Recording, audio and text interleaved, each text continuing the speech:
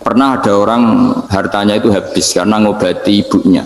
Terus datang ke saya, dia sumpek karena hartanya habis ngobati ibunya. Terus dia bilang, Gus saya ini sekarang sudah miskin karena ibu saya sakit dan harta saya habis untuk ngobati ibu saya. Terus tak guyoni sama saya. Kon kepen pinter apa kepen goblok? Kepen pinter Gus.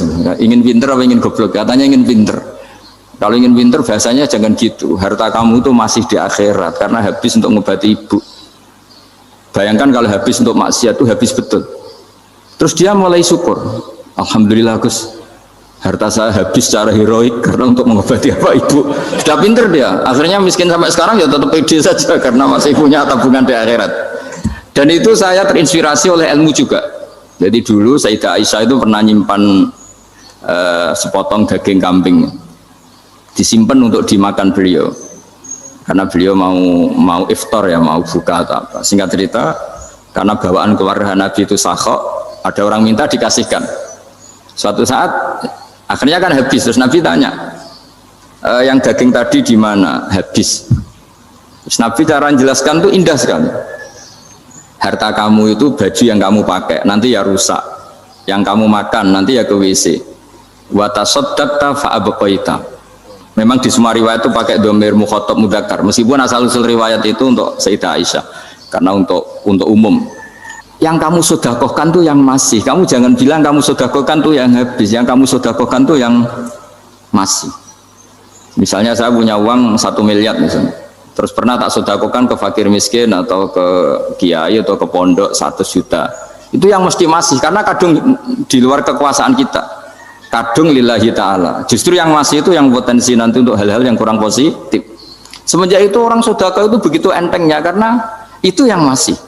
Ya tapi tentu sarannya yang tepat ya.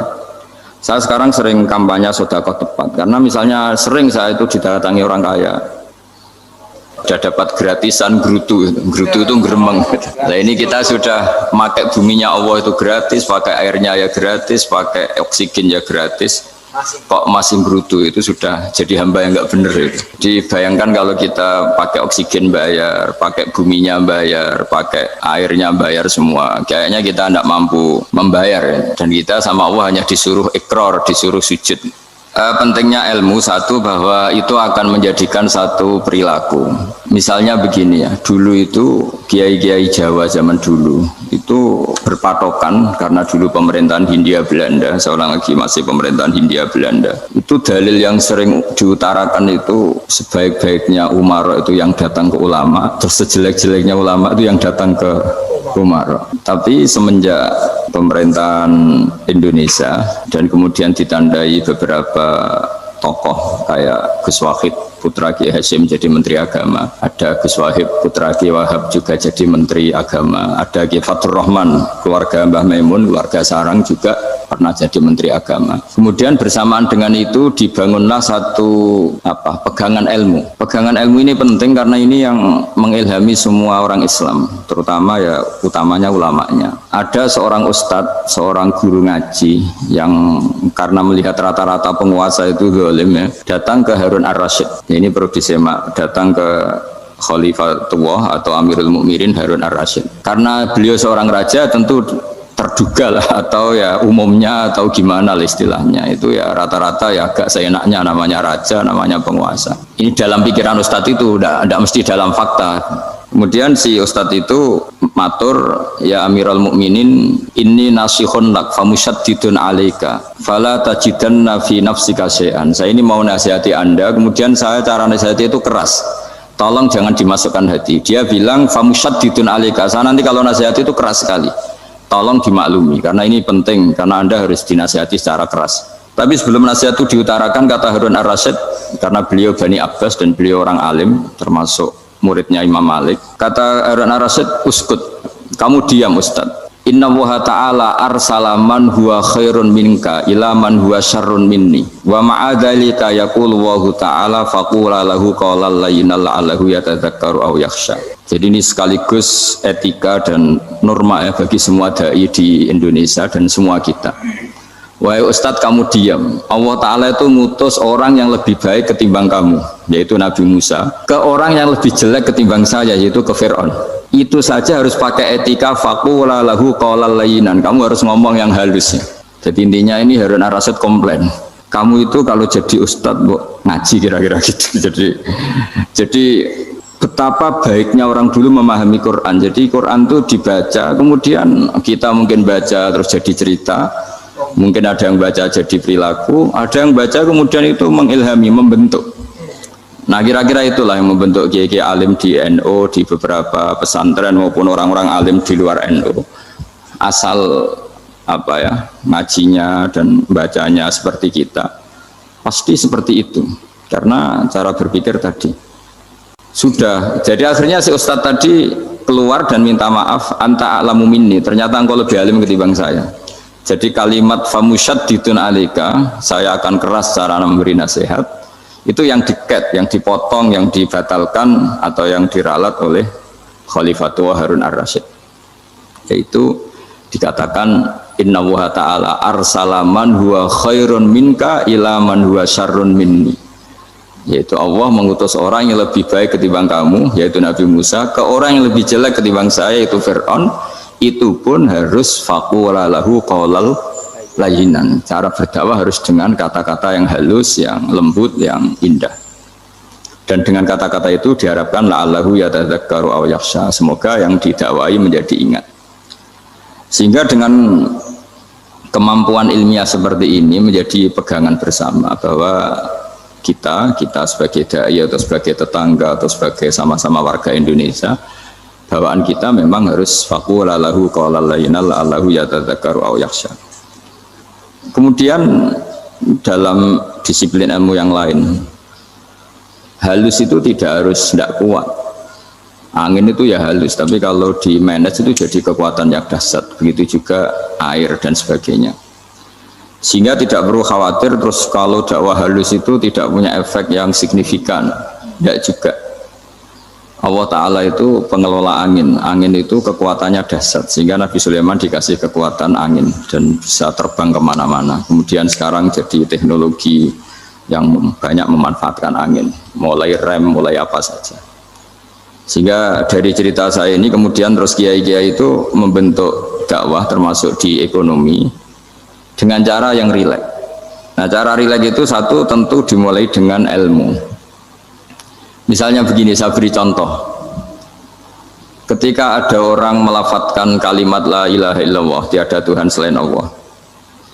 Kemudian kalimat ini mungkin kalau orang NU baca itu rutin ya, karena kiainya kelamaan ya yang ikut sambil tidur ya. Kalau tahlil itu disebut kiai tertentu itu mesti yang belakang wah suwi itu kalau kiai itu lama itu.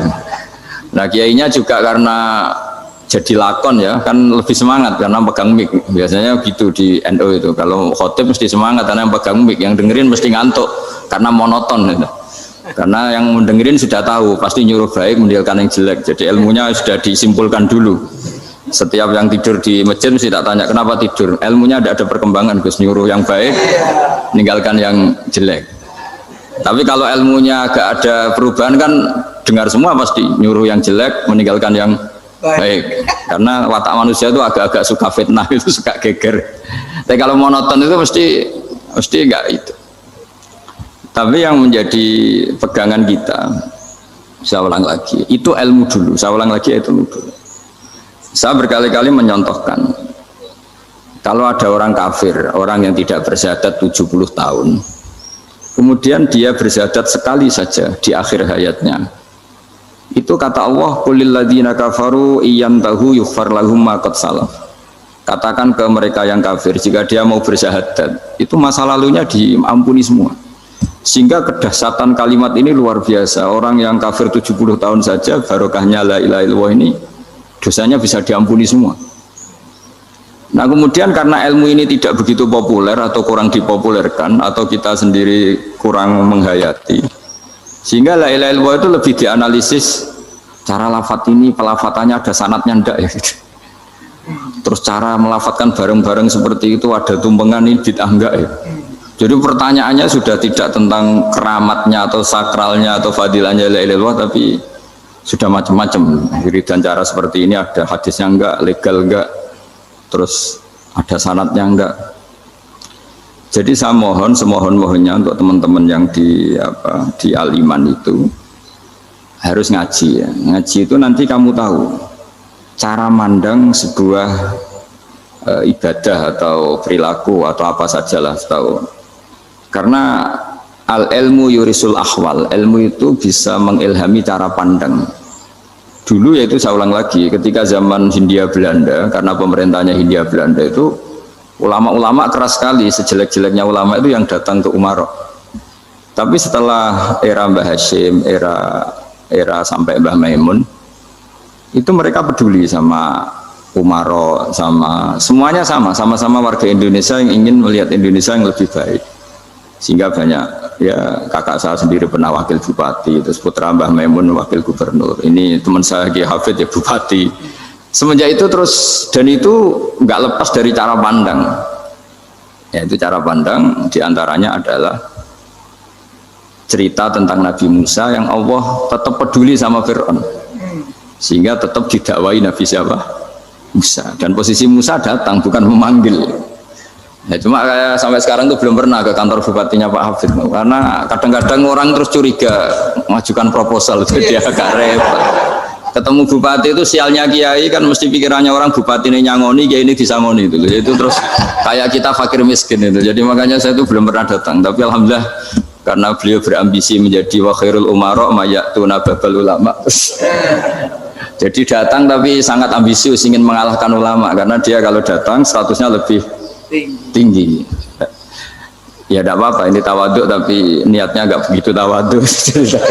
Jadi datang. Jadi saya sering ke Jakarta tapi ya tadi jarang ya. Biasanya ngajarkan waktu hanya pas saja, tidak kurang tidak lebih. Biasanya ngajar di pondoknya Pak Kures itu di Baitul Quran ya.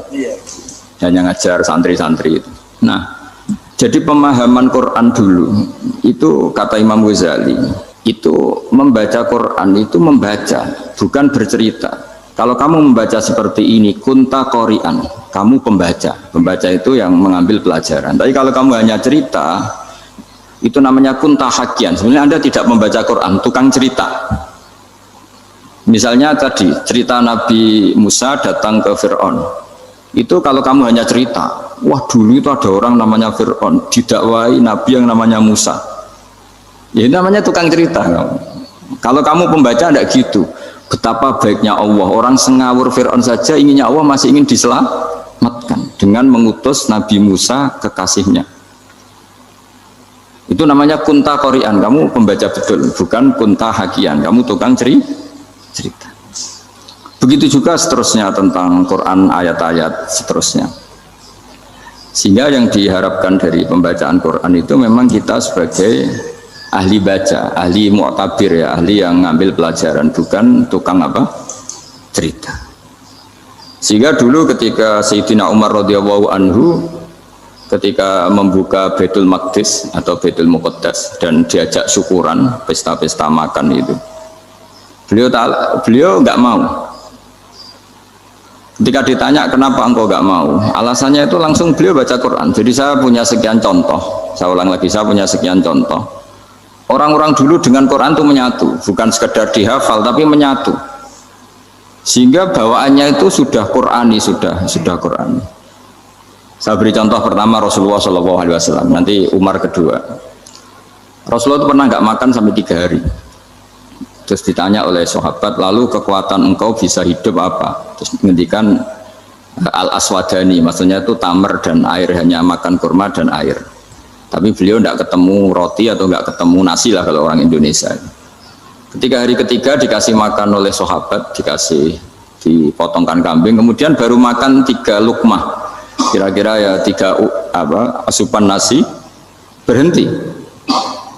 Padahal sahabat yang lapar sama dengan Rasulullah itu membayangkan Nabi itu sampai kenyang, sampai apa. Tapi ketika ditanya, seperti ini pun nanti ada hisabnya. Walatus alunna yauma idzin anin naim. Jadi acara makan-makan gini itu nanti ada hisabnya. Nabi nangis. Hanya sahabat nggak jadi nerusin makan. Jadi ketakutan orang dulu sama ketika Sayyidina Umar dijak pesta ketika memenangkan Baitul Maqdis itu. Inna wa ta'ala ayyara qauman, Allah itu mengkritik sebuah komunitas kaum karena apa? Adhabtum thayyibatikum fi hayatikum dunya wastamta'tum biha. Kamu adalah orang-orang yang jatah nikmat kamu sudah kamu habiskan di dunia. Adzabtum itu kalian habiskan jatah kenikmatan kamu di dunia. Wastam ta'atum biha, kamu di dunia sudah berpuas-puas. Maka jatah Anda sekarang di akhirat habis. Sehingga Sayyidina Umar enggak mau pesta-pesta karena takut jatah nikmatnya habis. Kata beliau terus astabqi thayyibati, akan saya sisakan sisi-sisi kebaikan saya supaya tidak habis. Corong Jawa itu jadi entek-entekno biar jatahnya masih. Sehingga di dunia kiai itu ya meskipun saya akrab bupati, akrab mungkin wakil gubernur, saya itu ya jarang ketemu. Karena kalau orang Jawa bawaannya ketemu ya makan-makan, guyon-guyon. Nak keterusan ras demul buswargo. Makanya saya pastikan Pak Yusuf Mansur kesini tidak akan saya jamin, biar aja, biar jatahnya masih. Jadi ini bukan karena saya bakhil, biar jatahnya masih. Medit menyelamatkan. Ya, jadi itu ilmunya kiai. Nah, efek dari ilmu ini dahsyat. Kalau Anda berpikir tentang nasib Anda di akhirat, nanti bawaannya juga tidak akan mudah menyalahkan orang lain. Tidak akan menghakimi orang lain karena sibuk dengan dirinya sendiri, tapi tidak dengan makna egois, tapi makna orang baik itu siapa? Orang yang sibuk dengan aib pada dirinya, dengan kekurangan pada dirinya, saking sibuknya mikir aibnya sendiri, tidak sempat mengoreksi aibnya orang lain. Itu awal ilmu. Ilmu itu tidak dimulai dari larangan. Kalau larangan karuan, tidak termasuk ahli surga orang yang suka mengadu domba, tidak termasuk orang baik yang cari kesalahan orang lain. Itu namanya pelarangan. Tapi ilmu itu di atas nahi, di atas pelarangan itu. Kamu punya kesadaran bahwa kamu itu yang penting selamat dulu, jangan memikirkan orang lain. Dengan makna bukan egois, tapi dengan makna supaya tidak menyalahkan orang lain. Nah, saya termasuk ya boleh dikatakan kiai lah, yang paling fanatik bahwa semuanya itu harus dimulai dari ilmu. Ya saya ulang lagi, dimulai dari ilmu. Nah, dari sini kemudian saya berharap Indonesia menjadi damai, menjadi baik. Itu bukan karena kita baik-baik banget, ya tidak mungkin kita ada nabi, tapi karena sudah sibuk dengan memikirkan kesalahan diri sendiri. Sehingga misalnya kita baca Quran, Rabbana zalamna anfusana, lalu kita langsung ingat betapa hubungan kita dengan Allah itu harus ikrar dulu, merasa zalim dulu, merasa salah dulu. Nah, kalau semua orang merasa salah di depan Allah itu mesti bawaannya nggak mudah menyalahkan orang lain, karena kita bilang Rabbana zalamna anfusana. Nah, itulah ilmu-ilmu yang mungkin banyak pembaca Quran tapi hanya baca, atau kalau baca ini tok disebut al-haqi, ahli cerita. Yang dibutuhkan tuh al-qari, pembaca kemudian mu'tabir, kemudian mau beriktibar. Seperti yang dilakukan tadi Harun ar-Rasyid tadi.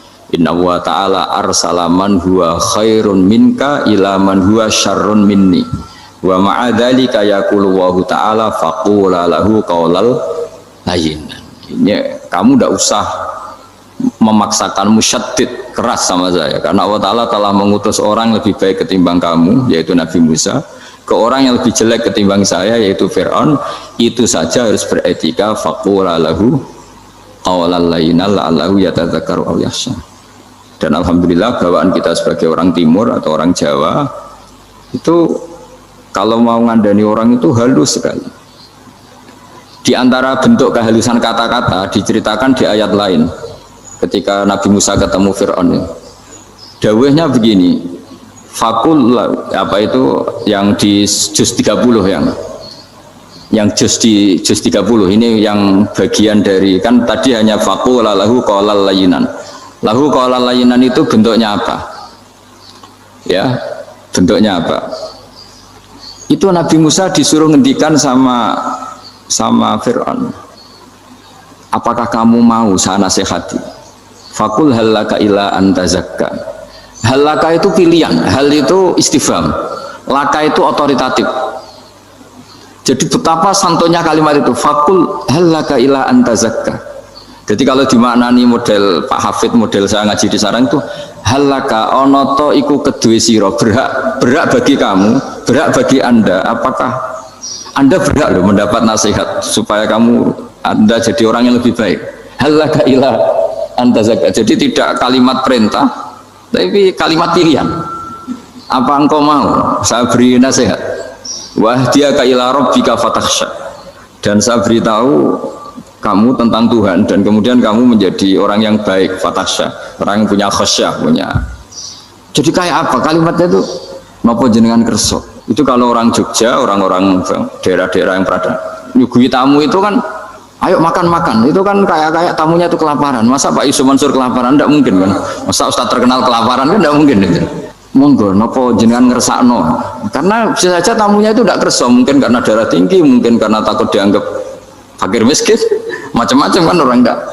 Itu kalimatnya itu halaka ila anta zakka. Kayak apa indahnya dakwah. Halaka ila anta zakka. Itu ada kata laka itu ya terserah jenengan mau enggak. Wa ahdiyaka ila rabbika fatakhsha. Nah, itu yang disebut membaca. Kunta qori'an la hakian. Anda benar-benar membaca Quran, bukan sekadar penceri. Nah, kemudian ini yang terakhir saya juga baru, sebenarnya saya itu nggak pernah bilang sanggup itu, tapi Pak Ustadz Zakaria itu GR terus sampai tadi pagi itu saya belum tahu kalau ada acara ini.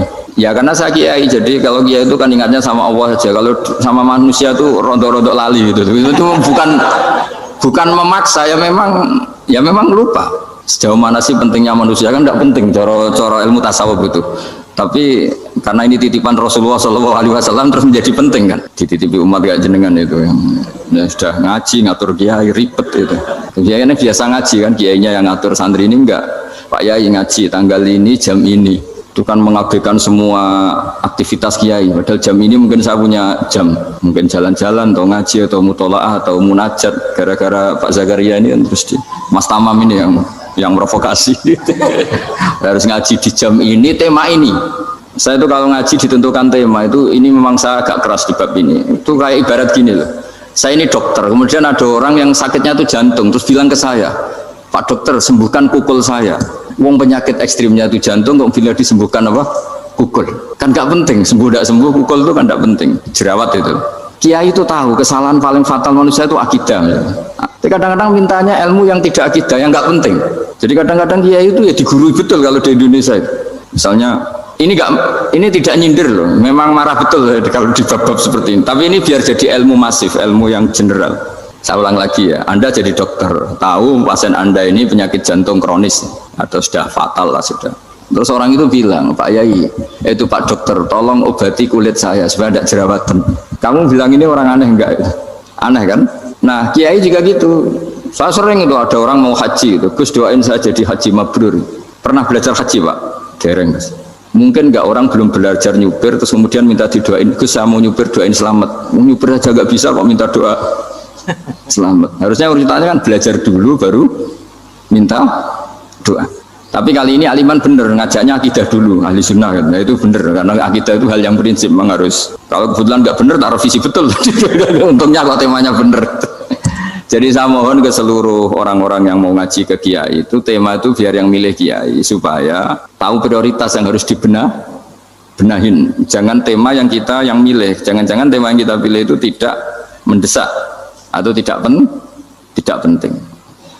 Ini bukan apa-apa, ini saking ingin baik saya ya, keinginan baik saya supaya dulu zaman sahabat ya gitu. Kalau ada pertanyaan salah sama Nabi dibenerin, cuma Nabi terlalu bijak, cara benerin tuh enak. Kalau saya karena tidak Nabi saja ya agak kasar kan, kalau tidak Nabi tidak wajib bener terus. Yang wajib bener terus itu Nabi. Saya beri contoh ya. Nabi itu ngendikan tentang kiamat. Kiamat itu dahsyat, mengerikan gini-gini. Kalau pikirannya orang kampung itu begini, Nabi ini aneh. Cerita kiamat dahsyat tapi nggak ada tanggalnya, nggak ada tahunnya. Harusnya ada dong biar kita bisa persiapan. Sehingga Nabi disomasi di tengah-tengah khutbah itu, ya Rasulullah mata sa'ah. Nah, karena ini orang Bedui, Nabi nggak dengerin, diulang lagi. Mata sa'ah ya Rasulullah. Ketika Nabi mengabaikan itu ada dua kelompok sahabat, yang satu bilang lam yasma, Nabi tidak dengar sehingga mengabaikan. Yang kedua bilang sami'a wa kariha, Nabi sebenarnya mendengar tapi tidak berkenan. Tapi diulang lagi ketiganya, ya Rasulullah mata sa'ah. Akhirnya Nabi jawab, mau tidak mau, karena kalau enggak ya dia namanya orang Bedui ngomong terus. Nabi balik tanya, ya karena cara berpikir dia kalau kiamat itu jelas kapannya kan bisa persiapan gitu. Paling enggak pas mau kiamat terus pas ngaji Quran apa kan bisa persiapan itu. Akhirnya Nabi balik tanya, ma'atatalaha, kalau kamu berani tanya kiamat lalu persiapan kamu apa? Ya, terus orang itu bilang masyhur itu, ma'adatullah kabira sholatin wala siyamin wala kadza wa kadza walakinni uhibbuka. Saya sebenarnya tidak punya persiapan ya Rasulullah, cuma persiapan banyak puasa ya enggak, banyak sholat enggak, tapi saya mencintai engkau. Masyhur itu jadi hadis paling legenda, almar'u ma'aman ahabba, sebagian disebut anta ma'aman ahbabta. Ini kata semua sahabat yang di masjid. Si Bedui ini orang paling dibenci sahabat karena mengganggu Nabi saat khutbah, tapi akhirnya ini menjadi orang paling dicintai sahabat karena barokahnya itu hadis itu keluar secara terbuka, almar'u ma'aman ahabba. Sebagian riwayat yukhsyarul mar'u ma'aman ahabba, nanti orang akan sowan sama Allah bersama orang yang mereka cintai. Nah, itu sahabat-sahabat fama farihu ba'dal Islam farahahum biadal hadis. Mereka tidak pernah senang setelah masuk Islam sesenang hadis ini. Karena kita tidak perlu soleh-soleh banget, cukup nyintai orang apa? Soleh gitu. Makanya saya sekali bilang itu ya, kadang-kadang saya jadi orang alim itu ya rugi. Ruginya tadi. Misalnya untuk menjadi orang alim kan harus hafal Quran, ngaji Bukhari, Muslim, Ikhya. Ternyata pengumuman kedua orang nggak bisa apa-apa. Gelombang kedua para pecinta, waduh itu kan repot ya. Jadi kita yang jadi orang alim susahnya bukan main, ternyata disaingi pengumuman kedua dan para pecintanya. Wah itu kan akhirnya ketemu orang-orang nggak jelas tadi itu. Nah itu ya termasuk farah dalam Islam, farhatul aibin. Jadi seneng itu di Islam itu ibadah. Ya kul bi fadlillah wa bi rahmati fa bidzalika falyafrahu. Senang itu diperintahkan Allah. Saya itu sering di kamar, kadang itu nyun sewu kayak gatelan itu, apa itu. Ya agak kukur-kukur terus merengut saja malu. Malu saya itu dilihat Allah kok kayak agak ridho itu malu. Ya kayak tadi lah, kamu dikasih rumah gratis, kemudian pas yang ngasih datang kamu kelihatan cemberut, itu yang ngasih kan mangkel.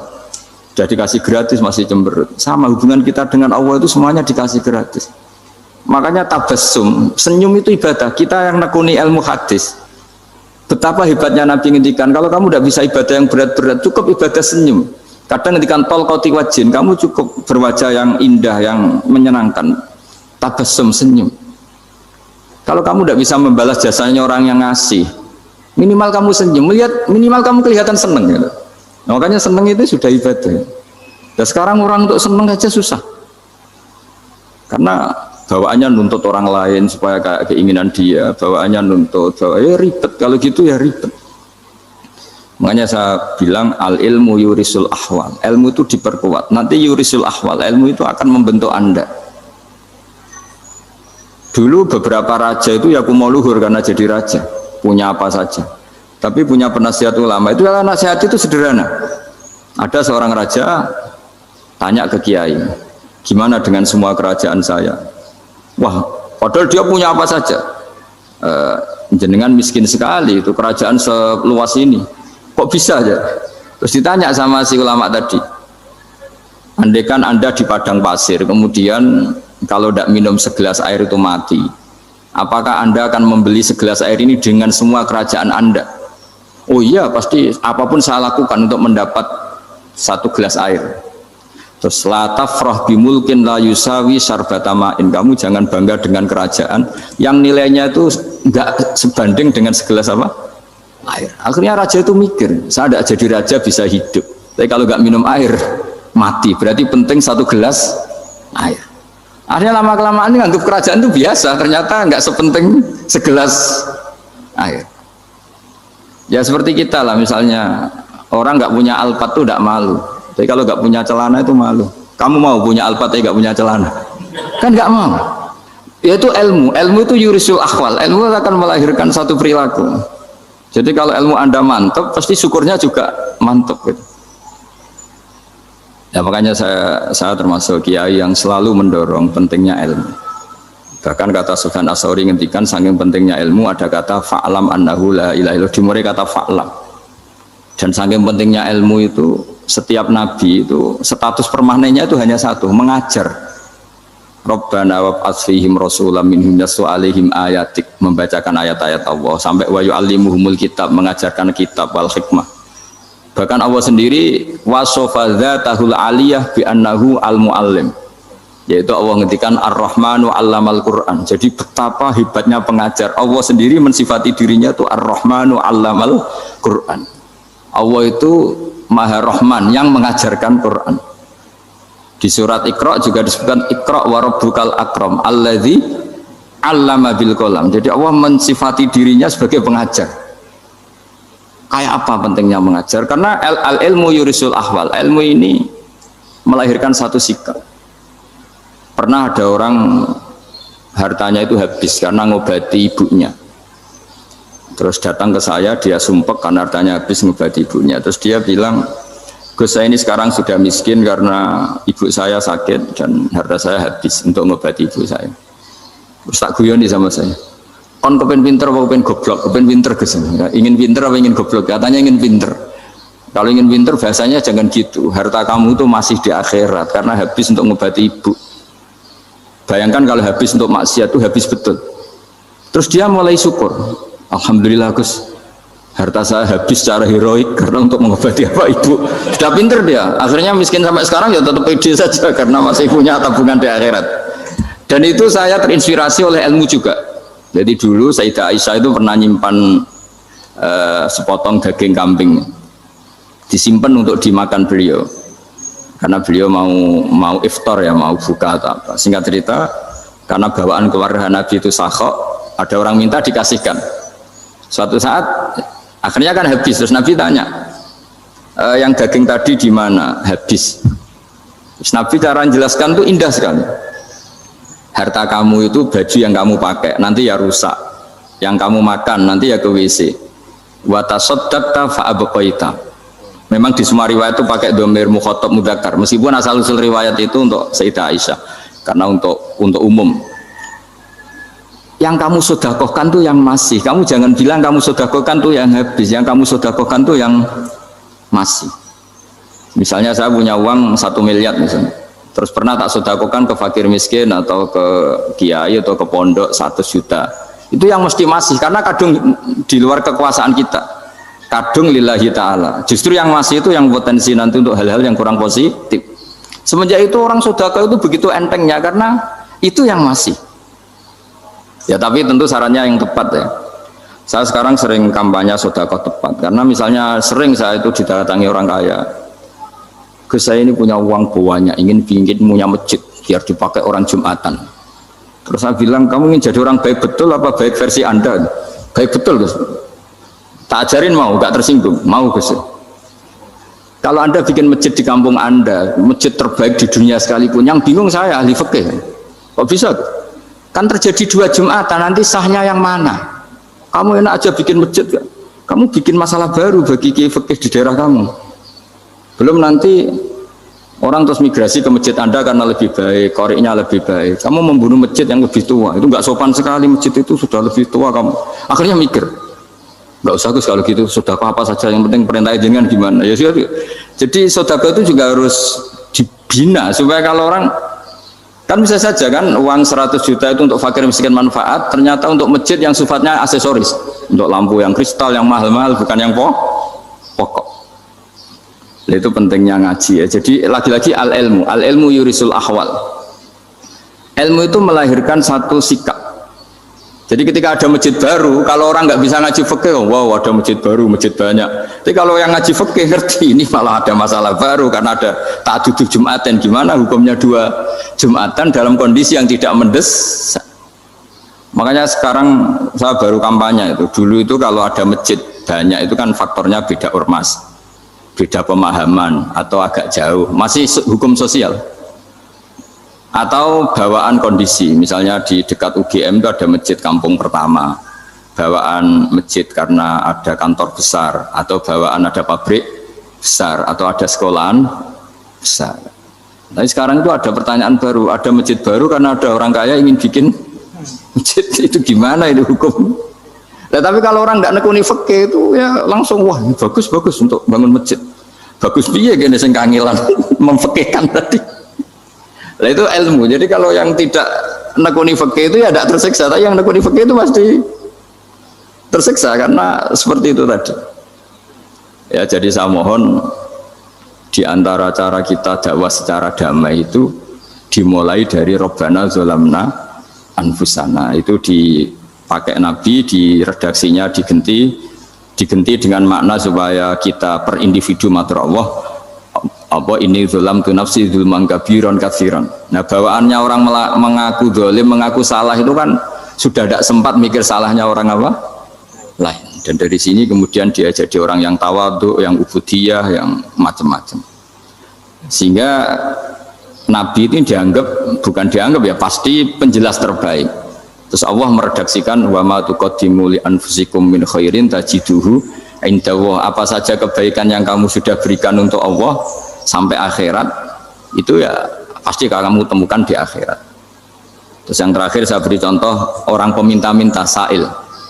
Itu Sayyid Ali Zainal Abidin kalau ada orang minta-minta terus dikasih, misalnya dikasih ya 100.000 atau 50.000 atau 10.000 sesuai kemampuan yang memberi, itu marhaban biman hamala zadi ilal akhirah. Saya terima kasih ya, gara-gara kamu minta uang saya jelas sudah sampai akhirat. Coba kalau di rumah belajar untuk hal yang tidak positif. Jadi bawaannya itu cara pandang itu rubah. Jadi sebenarnya kalau kita ngasih uang di masjid, ngasih kiai atau ngasih fakir miskin, ya uang itu yang masih, bukan yang habis. Yaitu watasodak kata fa'abqaita, yang kamu berikan tuh hakikatnya yang masih. Karena sudah ada kamu otak-atik lagi, makanya disebut wakaf. Sebenarnya wakaf itu dulu secara makna lughat, saya ulangi secara lughat, maknanya itu sudah berhenti. Wakafun maknanya berhenti. Nah sodako itu dari kata sodako maknanya benar. Orang yang sering sodako berarti imannya benar. Orang yang uang sudah diberikan berarti dia sudah terputus, wakaf berhenti dari hubungannya dengan dia. Sudah dikasihkan berarti selesai. Sehingga wakaf dan sodako itu sebenarnya maknanya saling melengkapi.